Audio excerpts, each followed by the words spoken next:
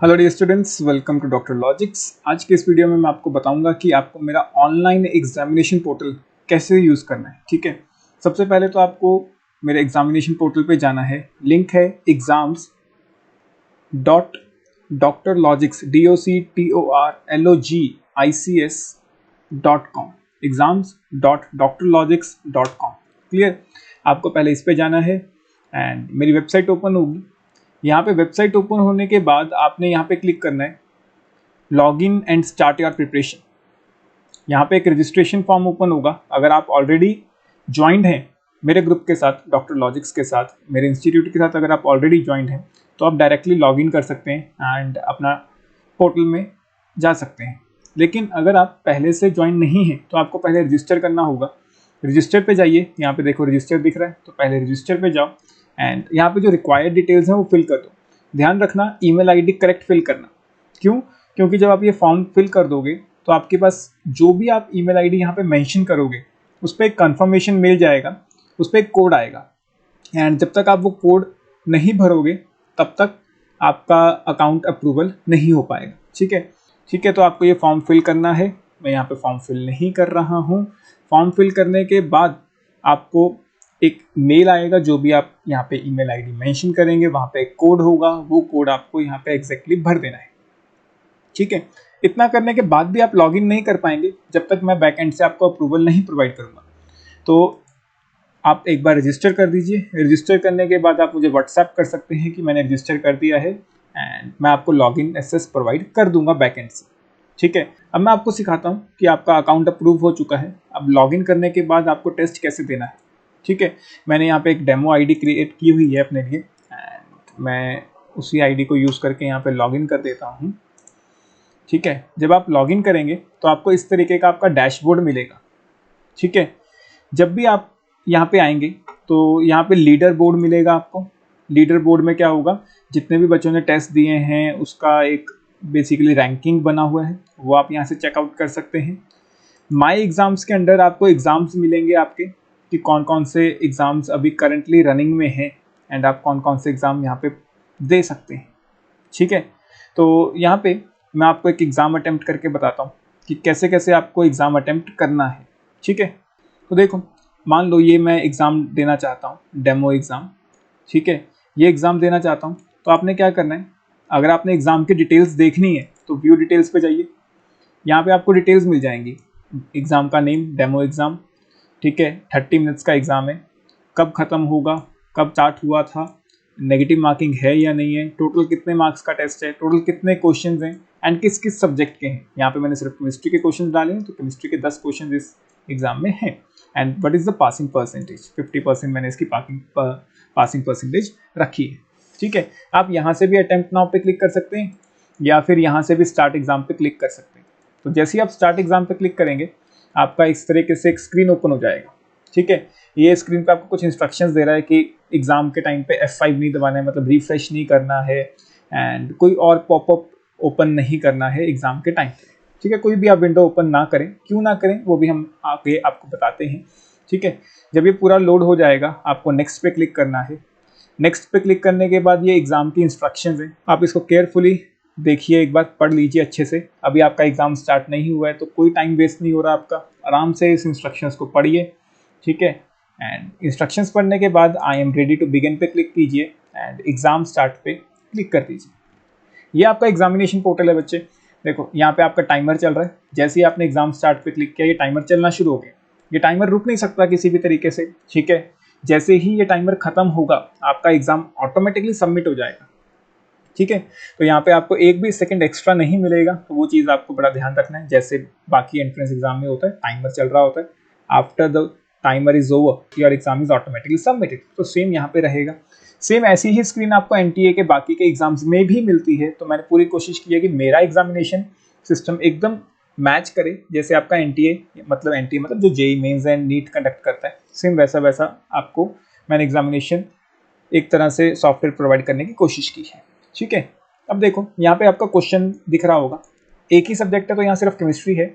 अगर फिजिक्स और मैथ्स भी होता तो यहाँ पे फिजिक्स एंड मैथ्स भी दिखता।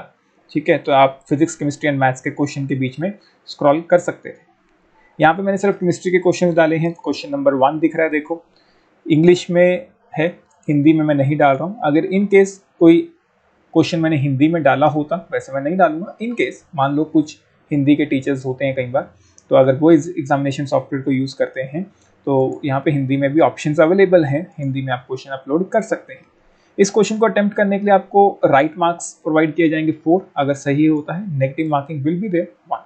तो हर एक क्वेश्चन में इस तरीके से आपको ऊपर लिखा होगा कि कितने मार्क्स आपको दिए जाएंगे अगर आपका करेक्ट होता है आंसर, एंड कितने नेगेटिव मार्क्स डिडक्ट किए जाएंगे अगर आपका आंसर गलत हो जाता है। ठीक है, अब अटेम्प्ट कैसे करना है, ये क्वेश्चन है। क्वेश्चन के सामने आपको 4 ऑप्शन दे रखे हैं ABCD, सॉल्व कीजिए। अब मान लो आपको लगता है आपका आंसर A आ रहा है तो A पे क्लिक कर दो, मान लो आपका आंसर B आ रहा है तो B पे क्लिक कर दो। ठीक है, मैं आंसर्स कैलकुलेट नहीं कर रहा हूँ यहाँ पे, मैं मान लेता हूँ मेरा आंसर A आ रहा है। आंसर A पे क्लिक करके सेव एंड नेक्स्ट पे क्लिक करता हूँ। अब देखो जो आंसर है, फर्स्ट क्वेश्चन आपने आंसर किया वो ग्रीन हो गया। ग्रीन का मतलब आपने उसको आंसर कर दिया है। जैसे ही आप उसको आंसर करोगे, सेव एंड नेक्स्ट करोगे, आपका सेकंड क्वेश्चन ओपन हो जाएगा ऑटोमेटिकली। ठीक है, अब सेकंड क्वेश्चन आपके सामने है, फिर से यहाँ पे 4 ऑप्शन हैं, आप कैलकुलेट कीजिए। जो भी ऑप्शन आपको सही लगता है वो आप मार्क कर दो। मान लो मुझे C ऑप्शन सही लगता है, मैंने मार्क कर दिया, सेव एंड नेक्स्ट, फिर से वो ग्रीन हो गया एंड थर्ड क्वेश्चन ओपन हो गया। अब ये जो क्वेश्चन ओपन हुआ, देखो मुझे लगता है कि मुझे ये क्वेश्चन आता है। ठीक है, क्वेश्चन आता है, अभी मैं आंसर मार्क नहीं करना चाहता, लेकिन एट द एंड मैं इस क्वेश्चन पे वापस आके सोचना चाहूंगा। अभी मैं आंसर मार्क नहीं कर रहा, एट द एंड मैं इस क्वेश्चन पे वापस आके सोचना चाहूंगा कि क्या मैं इसको आंसर कर पाऊंगा, यानी मतलब दोबारा से एक बार रीथिंक करना चाहता हूं। तो आप यहाँ पे mark for review and next पे क्लिक कर दीजिए। तो देखो पर्पल हो गया, पर्पल का मतलब मार्क्ड फॉर रिव्यू। अभी तक मैंने इसको आंसर नहीं किया, देखो कोई भी आंसर यहाँ नहीं है, बस ये पर्पल हो गया, ताकि आप यहाँ से जब मान लो आप 10th क्वेश्चन पे हैं, एक तो ये चीज़ भी नोट कर लो कि आप यहाँ पे जो क्वेश्चन नंबर है, किसी भी क्वेश्चन नंबर पे क्लिक करेंगे तो आप उस क्वेश्चन पे चले जाएंगे। जैसे मैं क्वेश्चन नंबर 3 पे क्लिक करता हूँ या 1 पे क्लिक करता हूँ, 1 को तो मैंने आंसर कर दिया था, वो स्क्रीन ओपन हो गई। अब क्वेश्चन नंबर 3 पे मुझे वापस जाना है। बेसिकली ये पर्पल कलर का क्यों है, ताकि आपने इसको मार्क फॉर रिव्यू किया है कि आप इसको बाद में एक बार देखना चाहते हैं। ठीक है, तो इस पे क्लिक किया, ये क्वेश्चन पे आ गया। अब मान लो मैं इसको आंसर करना चाहता हूँ, तो मैं इसको आंसर कर सकता हूँ A and save and next पे क्लिक कर सकता हूँ, तो वो ग्रीन हो गया, देखो क्लियर। तो इस तरीके से सिस्टम चलता जाएगा। अब मान लो ये 4th क्वेश्चन है, 4th क्वेश्चन का आंसर तो मुझे आता है, तो मैं मार्क तो कर देता हूँ, लेकिन मुझे डाउट है कि आंसर सही है या नहीं है।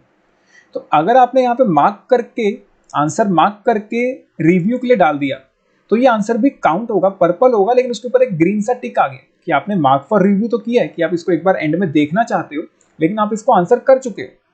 दोनों में फर्क क्या है, देखो अगर सिर्फ मार्क फॉर रिव्यू करते हो तो ऊपर ग्रीन टिक नहीं आएगा, अगर आंसर करके मार्क फॉर रिव्यू करते हो तो ग्रीन टिक आ जाएगा एक छोटा सा, देखो क्लियर है। अब इस तरीके से आप ये सारे क्वेश्चंस अटेम्प्ट कर सकते हैं। अब मान लो मेरा क्वेश्चन पेपर चल रहा था एंड मेरे को ध्यान में आया कि मेरे को तो सेकंड क्वेश्चन जो आंसर था ना वो गलत हो गया, मैं इसको अटेम्प्ट नहीं करना चाहता।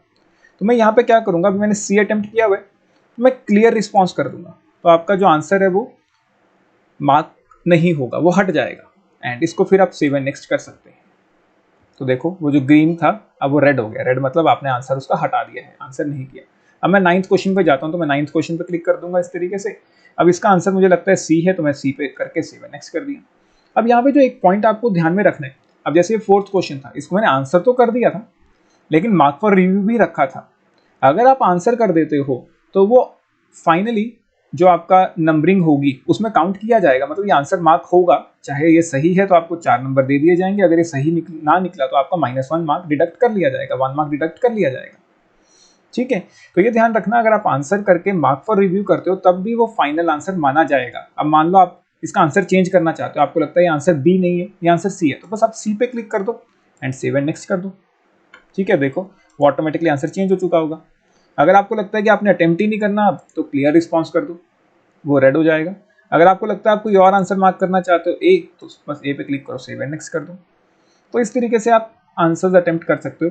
किसी भी क्वेश्चन पे जाना है, बस क्वेश्चन नंबर पे क्लिक करो एंड आपके सामने उस क्वेश्चन को अपीयर कर दिया जाएगा। कितने पॉजिटिव मार्क्स मिलेंगे, कितने नेगेटिव मार्क्स मिलेंगे, वो हर एक क्वेश्चन पे लिखा हुआ है। ठीक है, इस तरीके से आप इसको अटेम्प्ट कीजिए पूरे क्वेश्चन को। इन केस आप अटेम्प्ट करते करते आपका टाइमर खत्म हो जाता है तो ये ऑटोमेटिकली सबमिट हो जाएगा। अगर आपका पेपर पहले अटेम्प्ट हो गया है, क्वेश्चन अभी पहले अटेम्प्ट हो गए, टाइमर अभी भी पड़ा है, तो आप सबमिट पे क्लिक कर सकते हैं।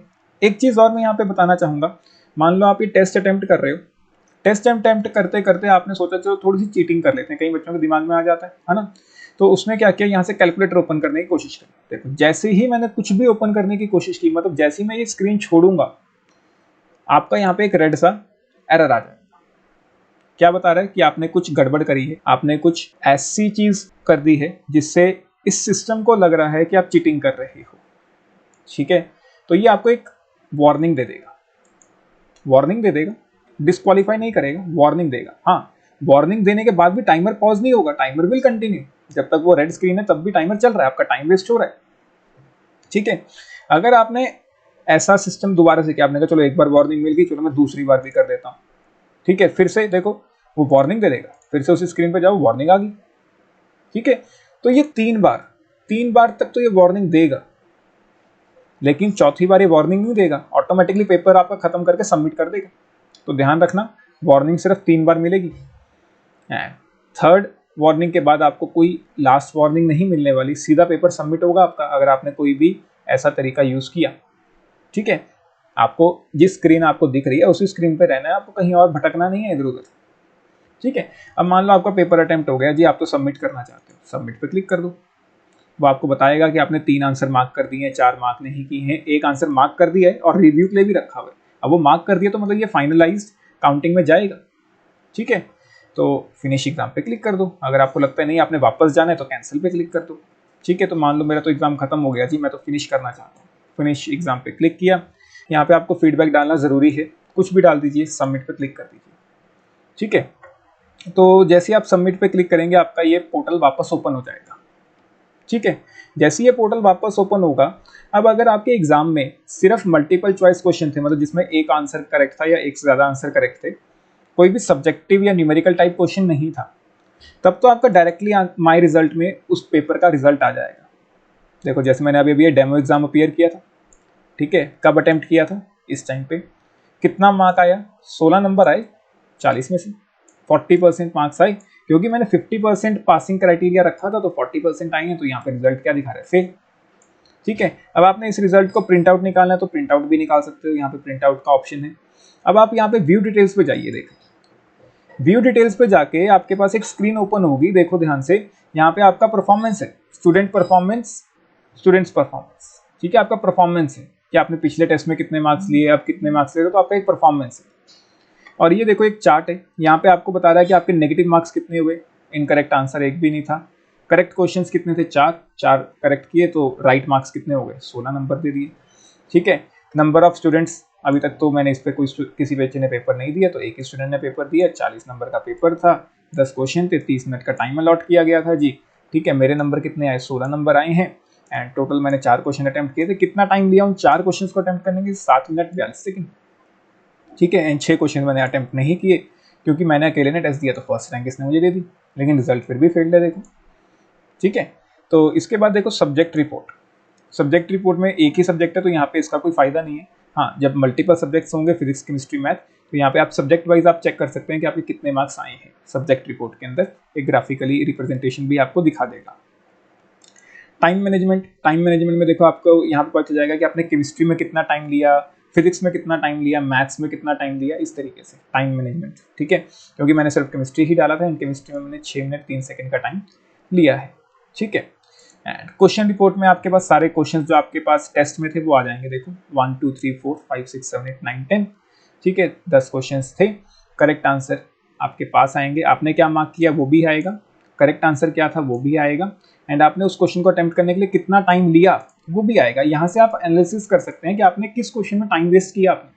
देखो फर्स्ट क्वेश्चन में मैंने 2 मिनट ले लिए, जबकि थर्ड क्वेश्चन को अटेम्प्ट करने के लिए मैंने सिर्फ 57 सेकंड्स लिए। तो इस तरीके से, and level of that question, whether that question was easy, hard और मीडियम, ये भी आपके पास आता रहेगा। ठीक है, फिर आप सॉल्यूशंस पे भी जा सकते हैं। सॉल्यूशंस पे जब आप जाएंगे तो आपको देखो जैसे क्वेश्चन नंबर 1 है, तो क्वेश्चन नंबर 1 का करेक्ट आंसर क्या है, एंड आपने क्या मार्क किया था वो भी दिखाएगा, कितना टाइम लिया आपने उसको वो भी दिखाएगा, एंड अगर मैंने उसका सॉल्यूशन प्रोवाइड किया है तो वो सॉल्यूशन भी दिखाएगा नीचे। तो यहाँ से आप इंस्टेंटली देख सकते हैं कि उसका करेक्ट आंसर क्या था एंड उसका सॉल्यूशन क्या होगा। ठीक है, तो इस तरीके से सेकंड क्वेश्चन पे जाइए तो सेकंड क्वेश्चन का आंसर आ जाएगा। अब मैंने यहाँ पे सॉल्यूशन प्रोवाइड नहीं किया है तो सॉल्यूशन नहीं दिखा रहा है, बस करेक्ट आंसर दिखा रहा है कि करेक्ट आंसर वाज बी। ठीक है। तो इस तरीके से आप इस सॉफ्टवेयर को यूज़ करके अपनी प्रिपरेशन को एनहांस कर सकते हैं, अपना एंट्रेंस एग्जाम को प्रिपेयर कर सकते हैं। ठीक है। तो ग्रुप परफॉर्मेंस यहाँ पे अभी नहीं आएगी, एंड अगर आएगी भी तो ये ग्रुप परफॉर्मेंस का मतलब क्या है कि आपके बैच में मैंने जितने भी स्टूडेंट्स डाले हैं, जितने भी आपने टेस्ट दिए, उसमें परफॉर्मेंस आपकी कैसी रही है, उस तरीके से ग्रुप परफॉर्मेंस यहाँ पे दिखाता रहेगा। पेमेंट ऑप्शंस, क्योंकि आप मेरे इंस्टीट्यूट के साथ एनरोल्ड हो तो मैं पेमेंट ऑप्शन आपके लिए एलिजिबल नहीं रखूंगा। पेमेंट ऑप्शन उनके लिए जो सिर्फ टेस्ट सीरीज के लिए एनरोल करेंगे एंड इंस्टीट्यूट के साथ एनरोल्ड नहीं होंगे। बाय पैकेजेस में भी आपको कुछ नहीं करना है, सारे पैकेजेस आपके लिए पेड, आपको ऑलरेडी एक्सेस प्रोवाइड कर दिया जाएगा। क्यों? क्योंकि आप इंस्टीट्यूट के साथ एनरोल्ड हो, तो आप किसी भी टाइम पे कोई भी पेपर अटेम्प्ट कर सकते हो जो भी इस सिस्टम में अपलोडेड है। क्लियर है? तो इस तरीके से आप अपने एग्जामिनेशन के लिए प्रिपेयर कर सकते हैं इस सॉफ्टवेयर को यूज़ करके ऑनलाइन एग्जाम्स देके। ठीक है, होपफुली आपको समझ आ गए। Thank you.